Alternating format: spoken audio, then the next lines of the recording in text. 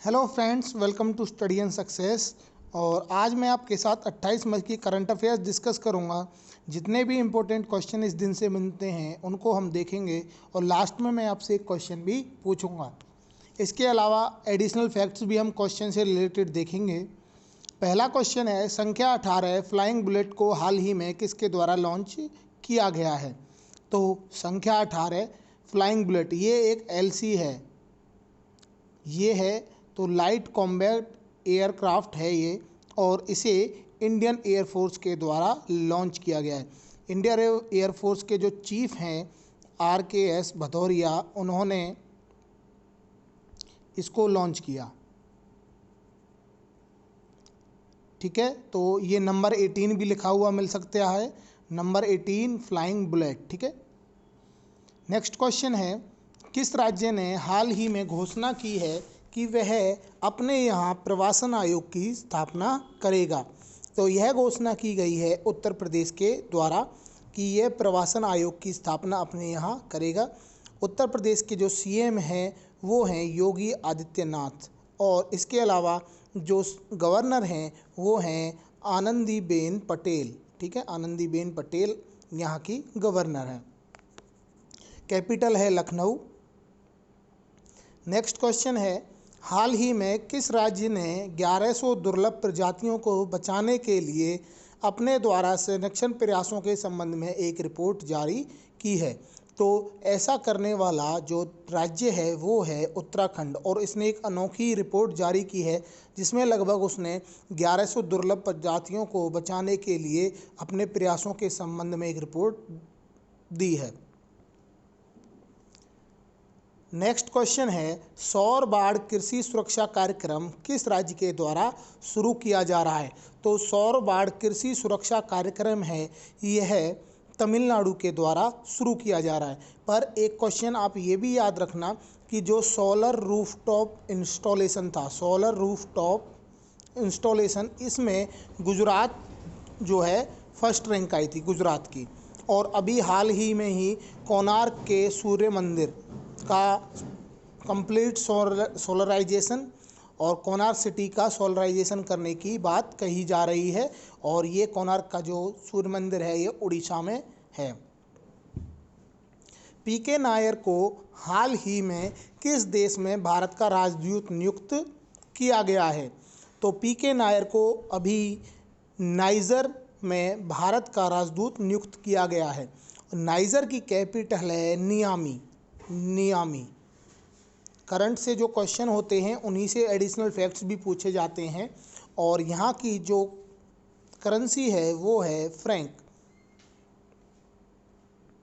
UN military gender advocate of the year award 2019 से किसे हाल ही में सम्मानित करने की घोषणा की गई है? तो ये की गई है सुमन गवानी को। सुमन गवानी मेजर रैंक पर हैं, और इन्हीं को अभी UN military gender advocate of the year 2019 से सम्मानित करने की घोषणा की गई है। इनकी जो तैनाती संयुक्त राष्ट्र मिशन के तहत दक्षिणी सूडान में की गई थी, दक्षिणी सूडान में इनकी की गई थी पोस्टिंग। ठीक है, नेक्स्ट क्वेश्चन है, वरिष्ठ नागरिकों के लिए प्रधानमंत्री वय वंदना योजना किसके द्वारा शुरू की गई है? स्पेशली ये वरिष्ठ नागरिकों के लिए है, सीनियर सिटीजन्स के लिए हैं, और इस प्रधानमंत्री वय वंदना योजना को LIC life insurance corporation of India के द्वारा शुरू किया गया है, और LIC का जो हेडक्वार्टर है वो है मुंबई में है इसका हेडक्वार्टर। स्थापना हुई थी 1 सितंबर 1956 को, और इसके जो फिलहाल प्रेसिडेंट हैं LIC के वो हैं MR कुमार। मैं एडिशनल फैक्ट्स इसलिए यहाँ साइड में शो नहीं करता क्योंकि उससे आपका ध्यान उसी पर जाएगा, जो आप खुद से याद रखोगे वो आपके लिए ज़्यादा बेनिफिशियल रहेगा। श्यामली जी भावे का निधन हाल ही में हो गया, वह किस क्षेत्र से जुड़ी हुई थी? तो श्यामला जी भावे ये शास्त्रीय संगीतकार थी और शास्त्रीय संगीत से जुड़ी हुई थी। इन्होंने ही जो फर्स्ट संस्कृत एपिसोड था कादम्बरी, जिसका नाम क्या था, कादम्बरी, उसका म्यूज़िक इन्होंने ही दिया था। कादम्बरी का म्यूज़िक इन्होंने ही दिया था। तो आप ये एडिशनल फैक्ट्स भी याद रखें।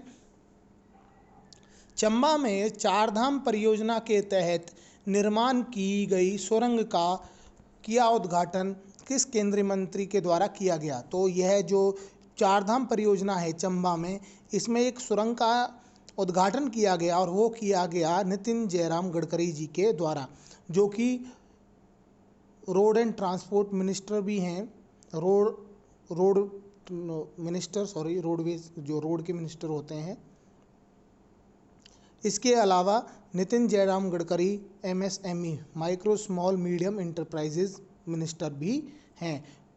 आपको ये बात याद रखनी है।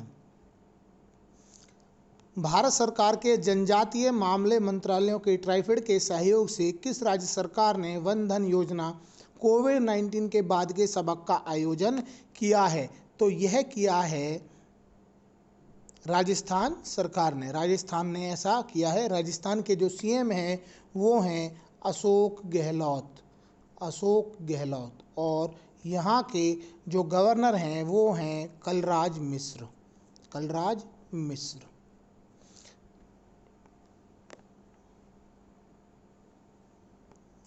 सेना कमांडरों का सम्मेलन हाल ही में किस शहर में आयोजित किया गया है? तो यह नई दिल्ली में किया गया है। नई दिल्ली के जो सीएम हैं वो हैं अरविंद केजरीवाल और गवर्नर हैं Shri Anil Baijal. National gallery of modern art ने प्रसिद्ध मूर्तिकार चित्रकार राम किंकर बैज की कौन सी जयंती के उपलक्ष्य में ऑनलाइन प्रदर्शनी का आयोजन किया है?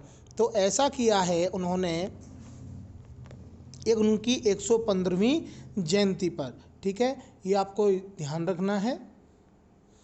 साइक्लोन अम्फन से प्रभावित उड़ीसा के लिए कितने करोड़ के पुनर्वास पैकेज का ऐलान हुआ है? तो उड़ीसा के लिए जो ऐलान हुआ है वो 500 करोड़ के पैकेज का ऐलान हुआ है।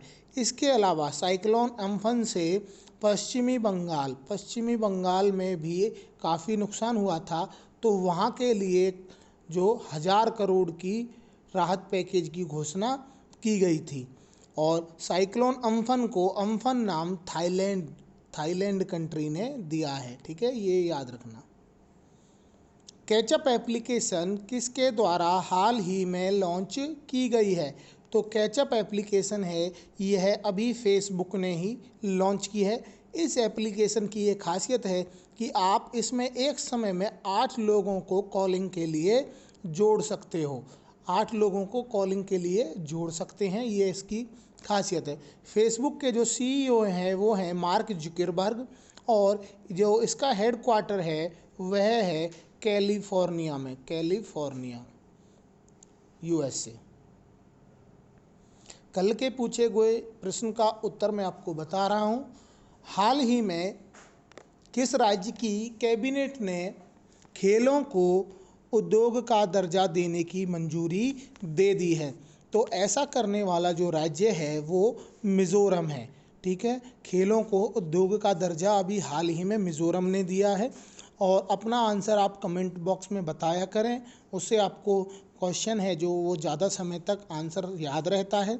इसके अलावा खेलों पर ही बेस्ड एक क्वेश्चन और था भी कि हरियाणा ऐसा पहला स्टेट बना है जिसने लॉकडाउन के बाद, जो कोविड-19 की वजह से लॉकडाउन हुआ, उसके बाद अपने सभी स्टेडियम्स को ओपन करने के लिए परमिशन दे दी है। और हरियाणा ही पहला ऐसा राज्य था जिसने कोरोना वायरस को महामारी घोषित किया था, पहला राज्य। कोविड-19 से रिलेटेड भी मैंने एक वीडियो बनाया हुआ है, आप वो वीडियो मेरी प्लेलिस्ट में जा कर के देख सकते हैं। और मात्र मैंने 15 क्वेश्चन वहाँ डिस्कस किए हैं जो इम्पोर्टेंट हैं और आने वाले एग्ज़ाम्स के लिए आपके लिए बेनिफिशियल हो सकते हैं। जैसे कि कोविड की जो फुल फॉर्म है वो क्या है, कोरोना वायरस डिसीज़, और 19 का मतलब है ये 2019 में इसकी शुरुआत हुई थी। ये एडिशनल फैक्ट्स मैं आपको बता रहा हूँ। इसके बाद है आपके लिए आज का प्रश्न, हाल ही में किस राज्य ने ऑक्सीजन की आपूर्ति के लिए ऑक्सीजन पाइपलाइन स्थापित करने की घोषणा की है? आप अपना आंसर कमेंट बॉक्स में मुझे कमेंट करके बताएं। ठीक है, होप करता हूँ वीडियो आपको पसंद आया होगा। Thanks for watching the video. Please like the videos, share them and subscribe my YouTube channel. It's your YouTube channel. Thank you.